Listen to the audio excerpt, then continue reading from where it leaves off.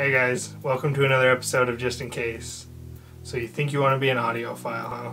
Well, let's talk about that.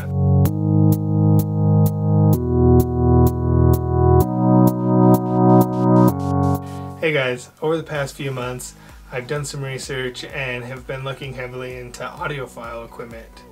And so that's what I'm going to talk to you guys today about. Now, I don't profess to be any sort of expert or to know anything more than you guys about this subject. This is just something that I've looked into and wanted to share what I've learned with you guys, and then kind of give you guys my conclusions after getting set up and listening to that style of music.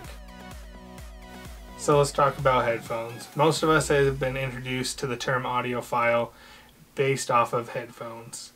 So when you're looking for an audiophile grade headphone, there's some things you should know. First off, they are not plug and play. Some of them will come with the standard 3.5mm headphone jack, but a lot of them come with a 6.3mm headphone jack, and that needs to be plugged into an amp. Most of these headphones are not capable of running off your source audio, meaning your iPod, your cell phone, something like that. It needs some sort of other amplification to give it the power. So I've got with me an example today of some audiophile grade headphones.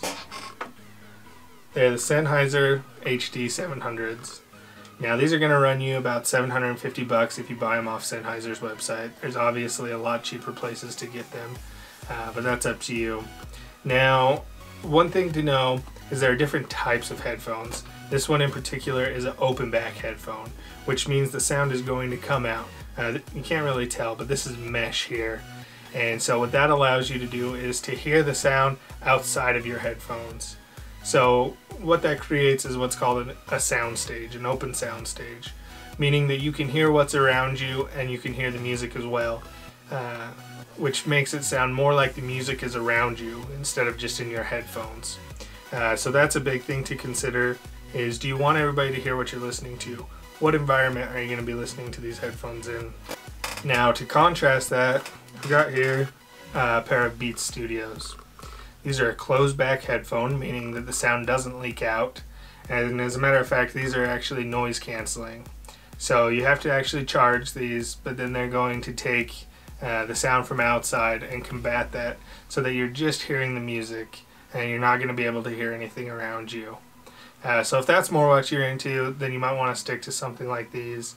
And if you don't even care about, the noise isolation, you just want a good pair of closed back headphones, you can go with something like this. This is the Skull Candy Mixmaster headset. All three of these have detachable cables and different various features. So you're going to have to decide what you want. This doesn't have noise isolation or anything like that, so you need to decide if that's something you're looking for as well. Now, as you get up in features, you're going to spend more money. That being said, when you get to audiophile grade headphones, you're not going to get any of those added features. With these type of headphones, what you're looking for is a flat sound.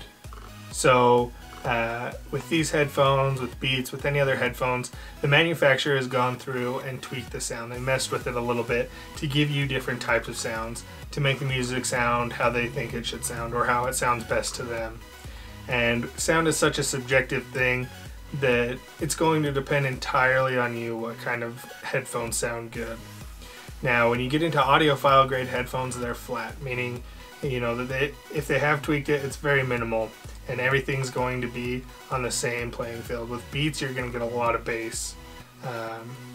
With this pair of Sennheiser headphones that we have here, you're not going to have any of that. It's going to be flat. These are meant to hear the audio how it was created, not how people think it should sound for you. Now, I'm going to warn you, being an audiophile is expensive. And so you need to decide if you really want to go down that road, if that's really what you're looking for, is to recreate the original sound, or if you just want to listen to music. If you just want to listen to music, there are tons of great headphones, tons of great speakers and setups that are a lot cheaper than that. One of the first things that I learned when I was in school, we went on a field trip to a place that sold audio equipment, and the guy that was giving us the tour told us the most expensive headphones are not the best headphones for you. What that means is you need to know what you're looking for. You need to know what you need headphones for. Do you need them just for casual listening? Do you need them for movie editing? Do you want to be an audiophile and go through and pick through the flaws of music? And then once you know what you want to do, then you can go from there. Then you can decide what you want to do and what path you want to pursue. So it's been a couple weeks now, and as I've been messing around with this new equipment that I've got and trying to see if this is kind of the path I want to go down, I've decided that it's not really for me. I do a lot of video editing and just listening to music in general, which is great, and I obviously don't have the sophisticated palette that it takes to properly appreciate this type of equipment. And it's just not really the direction that I personally am leaning towards when I'm listening to music or editing videos. The problem that I have when I'm listening to audio is the sound bleeds, which is fine when I'm down here at my office and there's nobody else around. But you can't really listen to them anywhere else. You need a desktop to be able to listen to these, especially when you have to plug in your amplifier and your DAC. These are not portable headphones. This is not portable equipment that you take with you and throw in your backpack.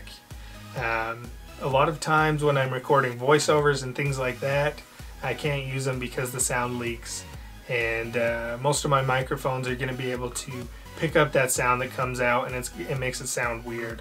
So when I'm trying to listen and monitor my audio when I'm recording it, it doesn't work very well for that either. When I'm editing videos and things like that, I tend to want to have a fan on, AC unit, stuff like that, that external sound. Most of the time I'm editing things here at my office and there's a lot of noise going on. And these open back headphones are great for letting that sound in. And a lot of times I need those headphones to kind of push that sound out, the outside noise out, so I can focus on what I'm doing. And so for me personally, I think I'm going to stick with a nice pair of closed back headphones, and that's going to suit my needs a little bit better. So, but it's for you guys to decide. If you want to get into this space, know that there's a lot of different options and there's a lot of different ways that you can go with this. And there's a lot of money to be spent there. The more you get into it, most likely the more money you're going to spend, and the more you're going to realize what your tastes in music are, what your tastes in sound are. And so if this is what you guys want to do, great, go for it. But I just wanted to make a video and let you guys know my thoughts on the matter and what I've learned, and pass that on to you guys. And hopefully this helps. Hopefully as you guys are looking to get some audio equipment or looking into this, it helps you decide whether or not this is really the right step for you to make, or whether you should just go with some high-end closed back studio monitor headphones. Alright guys, well, thanks for watching. Hopefully this helps you guys out. If you want to see more videos, subscribe. Feel free to leave a comment down below and let me know what you guys want to know about next.